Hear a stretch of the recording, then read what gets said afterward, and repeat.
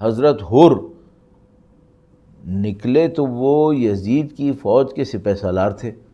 جب وہ کوفہ سے چلے تو یزید کی فوج کے ایک حصہ کے سپہ سالار تھے، یعنی کمانڈر تھے.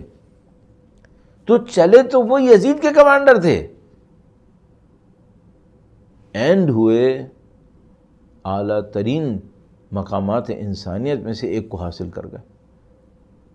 یہاں سے لے کے وہاں تک جو انہوں نے سفر کیا، یہ رینڈم تھا یا کوئی کاز تھا، اس کا کوئی ریزن تھا؟ تو ہم اپنے آپ سے کہتے ہیں بھائی خدا کا کام سارا کا سارا کیلکولیشن کے اوپر ہے، قدر کے اوپر ہے. یہ قدر کا مطلب ہے.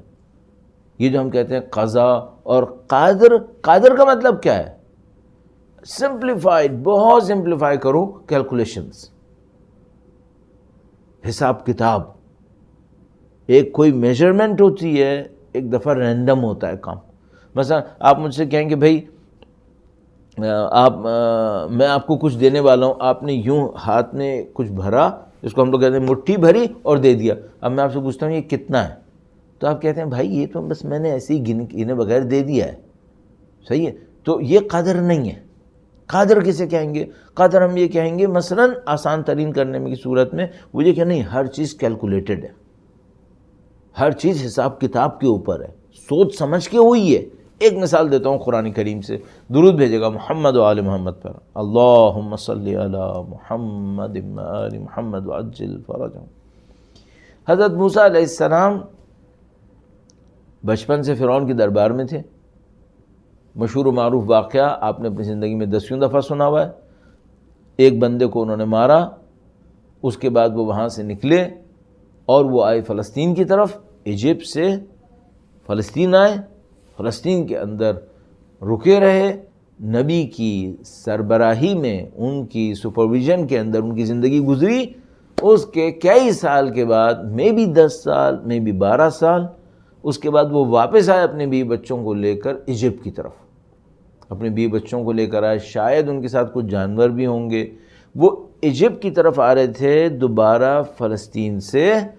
راستے میں شاید سردی کا وقت تھا، رات کا وقت تھا، راستہ ان کو نہیں ملا.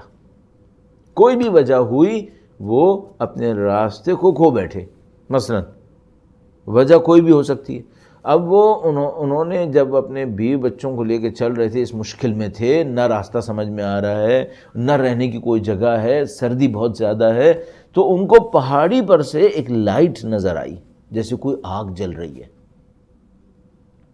انہوں نے اپنے بیوی بچوں سے کہا کہ تم لوگ یہاں رکو اور میں جا کر دیکھ کے آتا ہوں کہ یہ کیا ہے، اور شاید میں تمہارے لیے گرمی کی کوئی چیز لے آؤں. اس سے ہم کہہ رہے ہیں شاید رات میں سردی تھی اور راستہ بھی کچھ سمجھ میں آ جائے.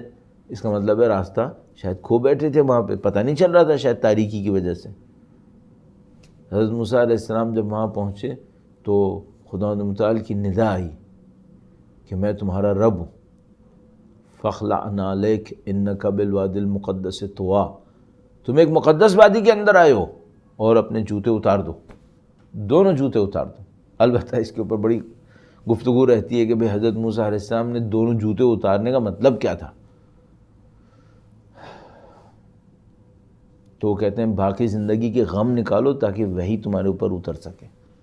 جب تک تمہارے دل و دماغ کے اوپر کسی اور کا غم چڑھا ہوا ہے، اس وقت تک اللہ کی ہدایت ویسے نہیں اترتی. اس لیے دنیا سے تھوڑا سا اپنے آپ کو کاٹنا پڑتا ہے، تب کہیں جا کر خدا کی طرف سے کچھ نصیب ہوتا ہے.